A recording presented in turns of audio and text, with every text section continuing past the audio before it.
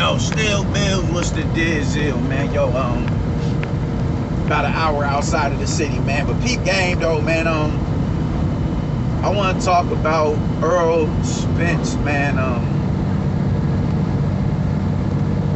What's up with you deleting the tweet with you telling Bud that, oh man, they talk all that shit, but when I call, they don't answer the phone. You deleted that tweet, then deactivated social media, man. That could be one of two things. That could be, man, this fight is looking like it's about to be in the immediate future and there's nowhere to run. Because if I don't fight him, I got to go holler at Boots. Then there ain't nobody else over there for me to fight. If you go and fight Keith Thurman, that's going to be a clear duck. Thurman is already lined up. Ugas is already lined up with a mindset that he has no other. There's no getting out of that. And we've already discussed that. So where are you going next? Because I'm telling you, if you wait to Keith Thurman beats Mario Barrios and you lock it up, you lock horns with him in around spring or late spring, your fans can't even deny what that is if that happens. So at this point, there's nowhere to hide, man. Bud ain't locked in, you not locked in. What's the deal, my nigga? What's the deal? Bud, it's no more promotional banners that you gotta worry about. He can come holler at you over there on your side of the street.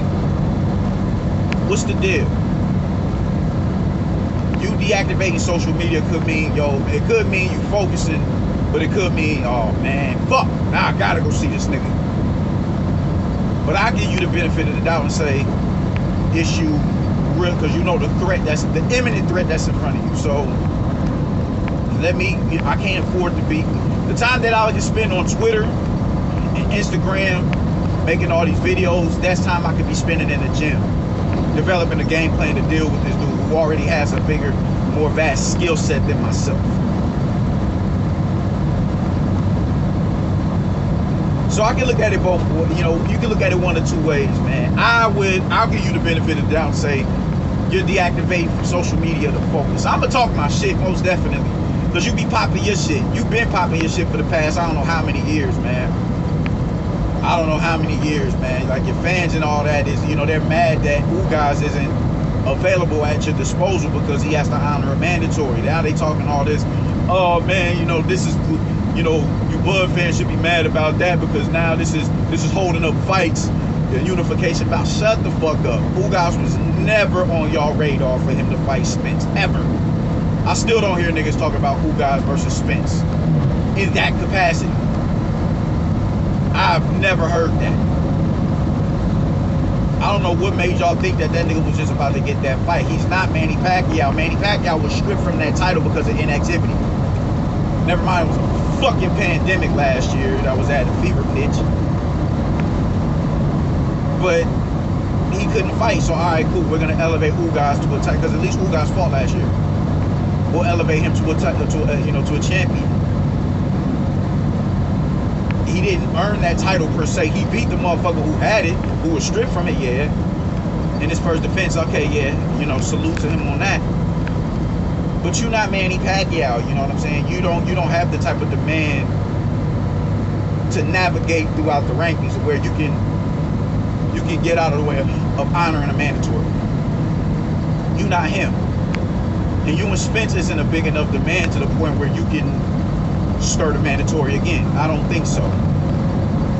I do not think so. So now y'all mad at the WBA for mandating his fight with Stanionis. I can understand Butayev if he beat, I don't know who he's fighting in this poor man tournament. I can understand that. Because at this point in time, we're not gonna see it undisputed for at least a year. If it happens. We won't see undisputed for at the very least a year.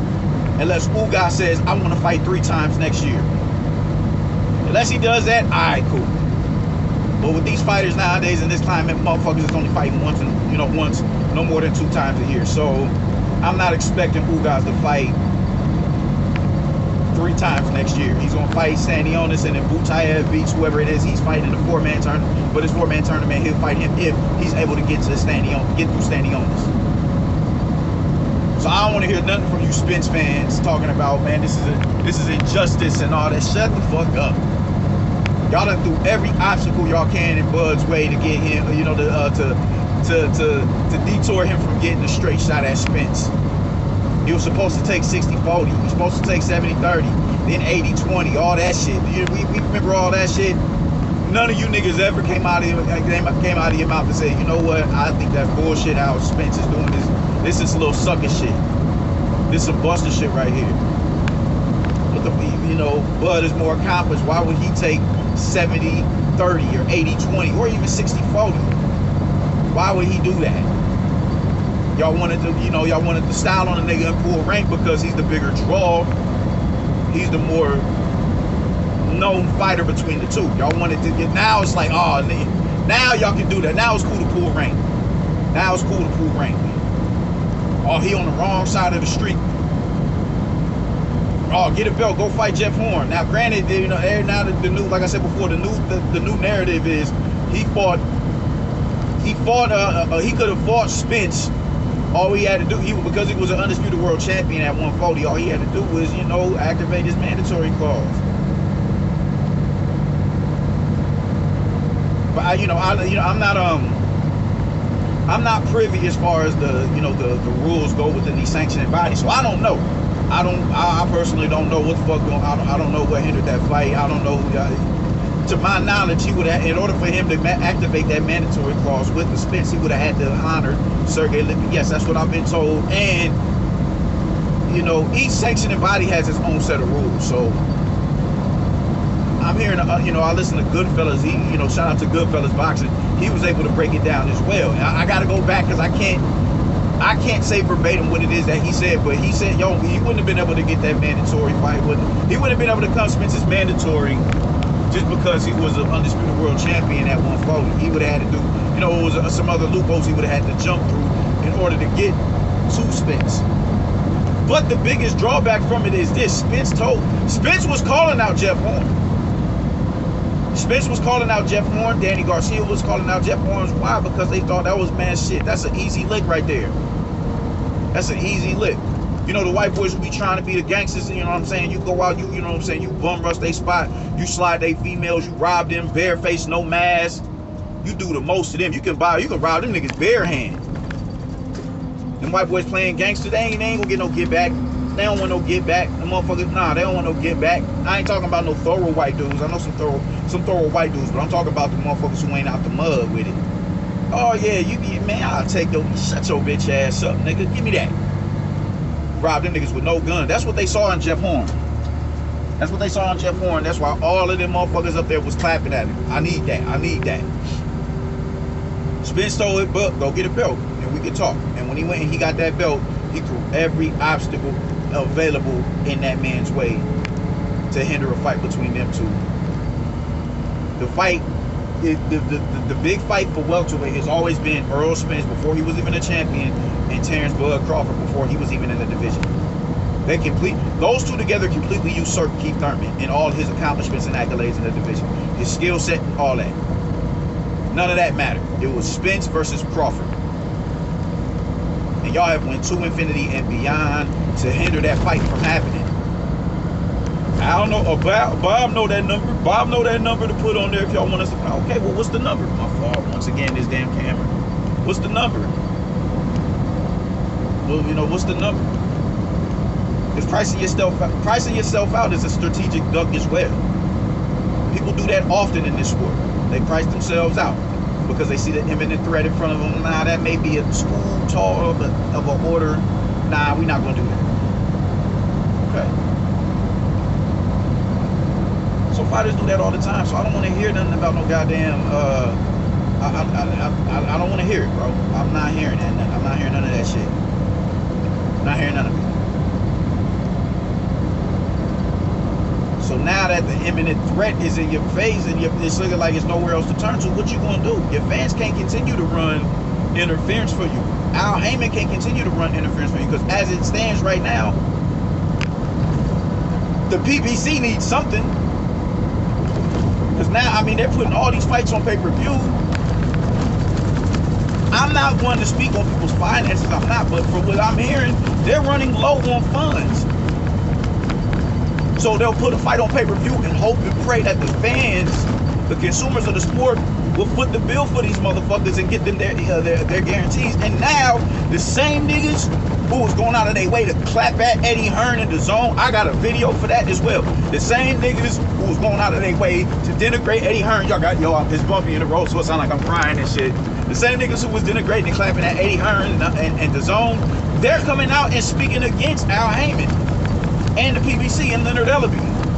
They're talking about boycott Luis Ortiz versus Charles Martin. They're talking about boycott Mario Barrios versus Keith Thurman. They're talking all that shit. They're talking all that. So now, well, you know what the fuck?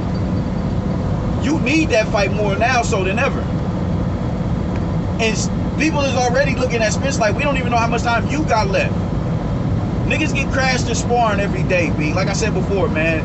Motherfuckers talking like, you know, people talk about sparring, and maybe, you know, maybe I'm a little bit more defensive because all I do is spar, because I can't put myself in a position to cut my facial hair to fight, to get a, you know, to get a book, man. I've discussed that before. Even though I want to fight, I just can't do it. I can't walk around with a baby face. I can't. But I've told people before, sparring is unofficial fighting. A motherfucker can go in there and say, yeah, we using sparring as tools to work on shit. Bullshit. The minute somebody get hit, all that, we gonna work together, we gonna go light, all that shit go out the window. All that shit goes out the window. Mickey Bay, I just did a video talking about Mickey Bay. He even said in his interview, Floyd spars different than he fights. He's trying to knock niggas out in sparring. I keep trying to tell y'all, sparring ain't shit sweet about sparring. It's fighting.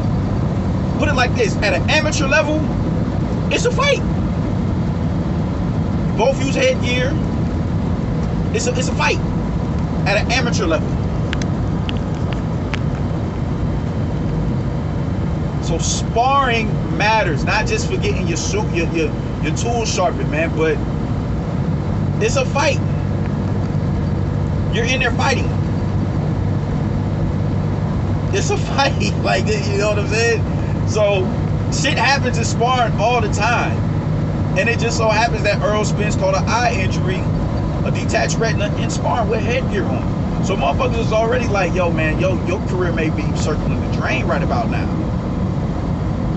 You running on fumes, King. Like, we don't know. I'm not gonna put that negative energy into the universe. I think he got a good, at the very least, 5 years left in the tank before he hangs him up. He's only he's 31. So 36, he got good 6, 7, 8 years left. I'm gonna put that energy into the universe.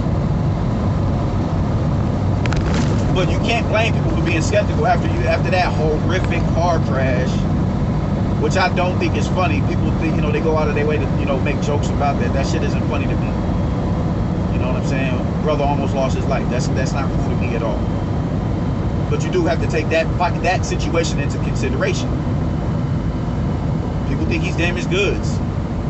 And for him to become injured at the biggest fight of his career thus far is kind of telling. It's very much so telling. And if he would have fought Manny with that fucked up eye, that could have been damaging to his career. So, what is you gonna do? It's no better time to, like, the fight doesn't need to be built up no more. Bud is on your ass.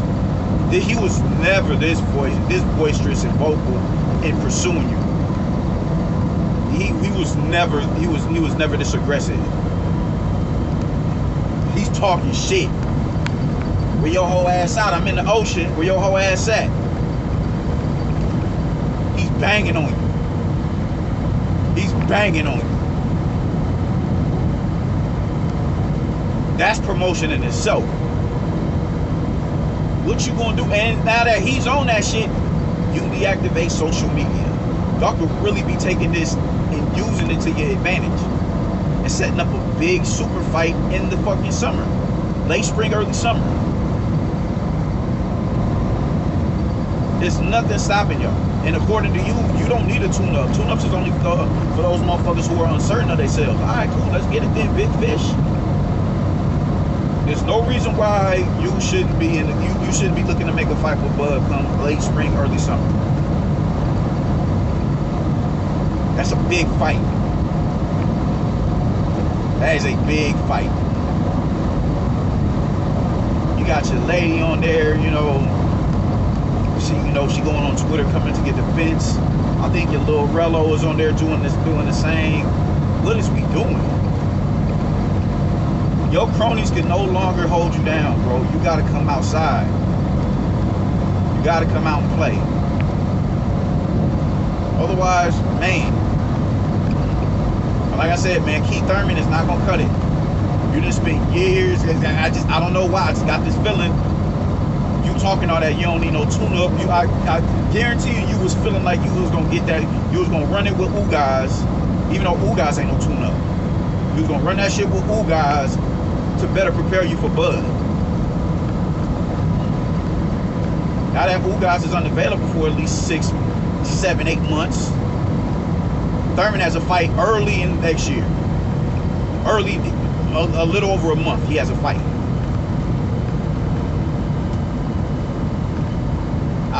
You didn't spend the past 2-3 years talking about, man, Thurman's a coon, I ain't fighting that nigga.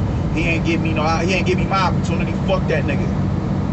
You done spent all these years saying that shit, and if you turn around and you fight that man, wow.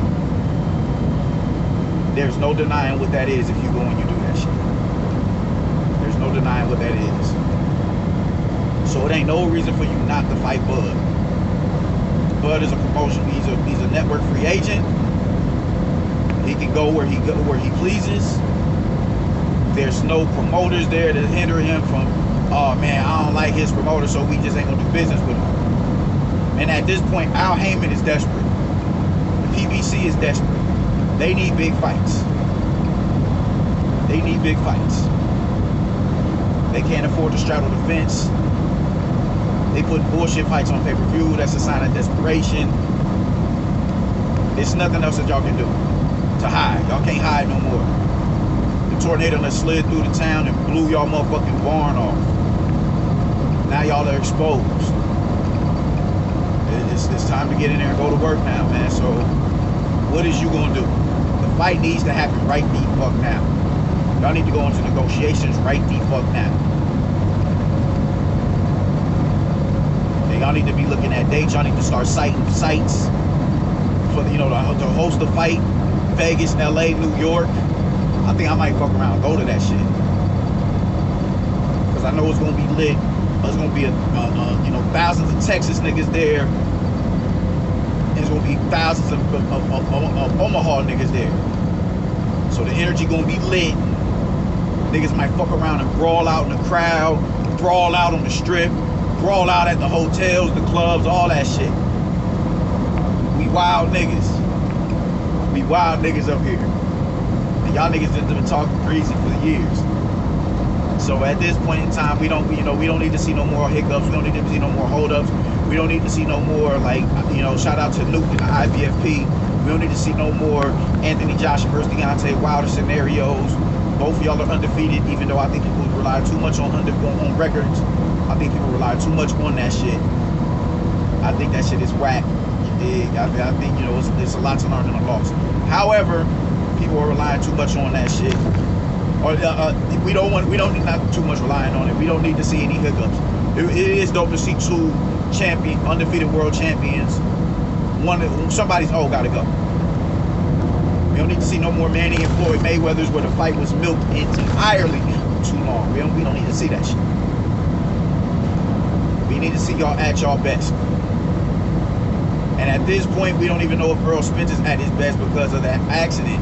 And I know when Bud beats him, they're going to try to use that shit as a crutch to ease the pain and the blow of the loss. They're gonna do that shit because they're already doing it now. They're already doing it now. They're already denigrating Bud. Oh man, Bud's catching him at his worst. Well, y'all are using that against Bud as if he was the one who's held up the fight thus far. Bud has been adamant on fighting Spence. Spence has not been adamant on fighting Bud. So what is we doing, doggy? I don't know, man. Y'all officially are out of options. Y'all don't have no other choice. Y'all gotta come holla at bro. Y'all gotta come holla at him. Y'all gotta come and holla at him.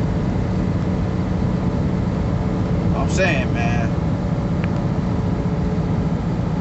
He already went in the ocean and stepped to you. Even niggas just talk, oh shit, contracts don't get signed in the ocean. Duh, nigga.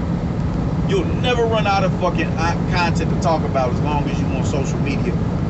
Duh, contracts don't get signed in the ocean, my nigga. Nobody is saying it does. You're missing the point. You're missing the punchline to the situation, you dumbass nigga.